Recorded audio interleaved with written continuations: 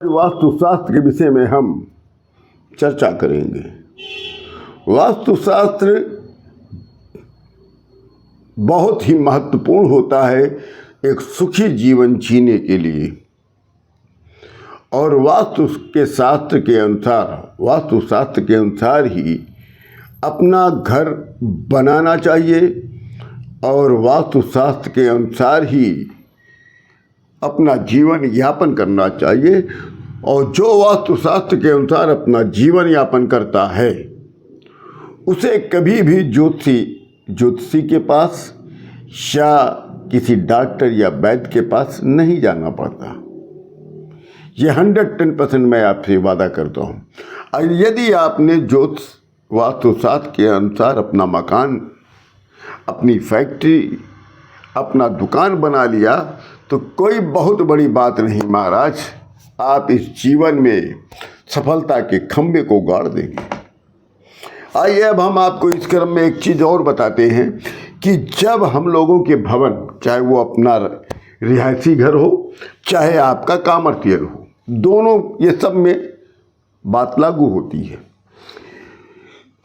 वैसे तो सबसे सुंदर कोई भी भवन तैयार होता है वो आयताकार अच्छा माना जाता है और उसके बाद वर्गाकार।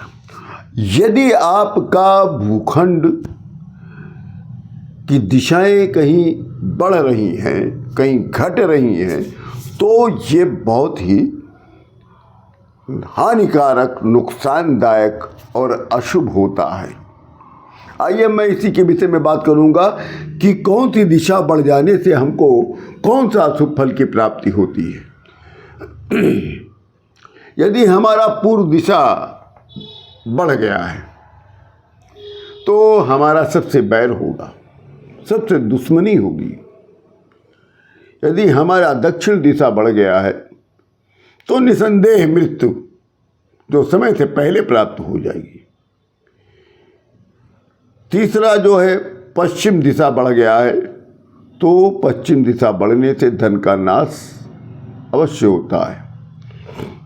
यदि उत्तर दिशा बढ़ गया है तो संताप की प्राप्ति होती, संताप होने लगता है जीवन में। और आग्नेय कोण बढ़ गया है तो अग्नि का भय,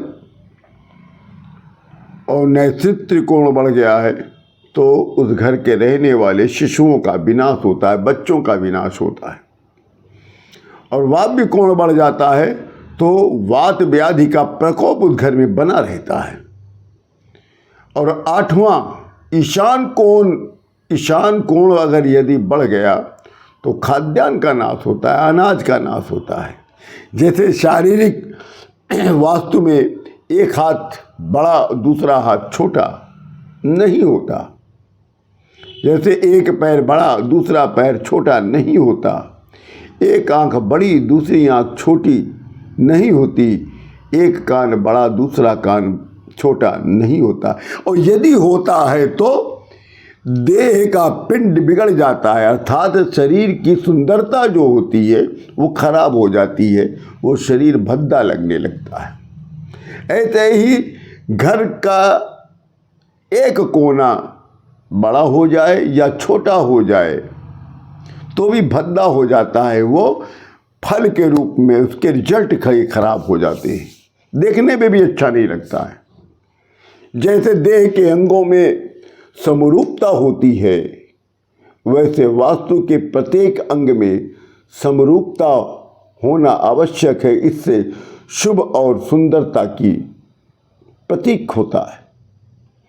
वास्तु पिंड के भीतर आवश्यक होने पर शुभ के लिए विस्तार और संकोच करना चाहिए। जैसे शरीर के भीतर किसी भाग के खराब हो जाने पर उसे शल्य क्रिया द्वारा अर्थात ऑपरेशन से ठीक करवाकर स्थानांतरित कराकर उसे ठीक किया जाता है, वैसे वास्तु पिंड के अंदर किसी प्रकोष्ठ के दूषित होने पर उसे सुधारना या फिर से तोड़कर निर्मित करना उचित होता है। अर्थात जैसे शरीर में कोई अंग खराब हो गया है तो उसको डॉक्टर के द्वारा, किसी सर्जन के द्वारा ऑपरेशन करा कर ठीक कराया जाता है, दूसरा लगवाया जाता है। वैसे मकान में यदि कोई चीज़ पिंड हमारा खराब हो गया है तो उसको अवश्य तोड़वा कर फिर से बनवाना, निर्मित करवाना उचित होगा। वास्तु की ऊर्ध्व दिशा, छत के ऊपर में विस्तार संभव और निरापद है। ऊपर जो विस्तार किया जाए वो नीचे के निर्माण के अनुरूप हो, अप्रिय नहीं हो। ऊपर जो भी बनाए आप, ग्राउंड फ्लोर के ऊपर जो first floor, second floor, third floor जो भी आप बनाए, उस ग्राउंड फ्लोर को वो खराब नहीं लगना चाहिए, पूरी बिल्डिंग खराब नहीं दिखनी चाहिए। इसीलिए बताया गया है कि ऊपर जो भी आप निर्माण करें वो नीचे के निर्माण के अनुरूप होना चाहिए, अप्रिय न हो, सानुपातिक और सदस्यपूर्ण हो। ध्रुवा व अयो दिशा में निर्माण मत कराइएगा, शुभ नहीं होता। विशेषकर सदगृहस्थ के लिए, व्यापारिक संग्रह के लिए भूगत गोदाम का निर्माण कराना अनुचित है।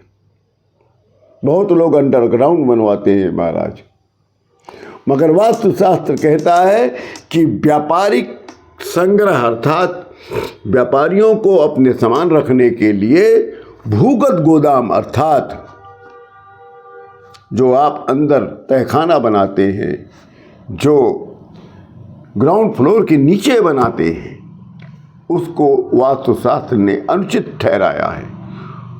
भूमि या स्थान का अधिकाधिक उपयोग करना आवश्यक होता है, किंतु ये ध्यान में रखकर उपयोग करिए कहीं वास्तु तो दूषित नहीं हो रहा है।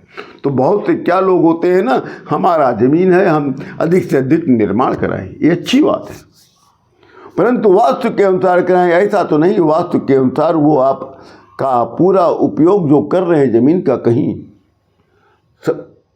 गलत तो नहीं कर रहे हैं, नहीं तो आपकी बिल्डिंग की शोभा समाप्त हो जाएगी और आपके जीवन की जो सुख शांति है, उसको शोभा कहते हैं, वो समाप्त हो जाएगी।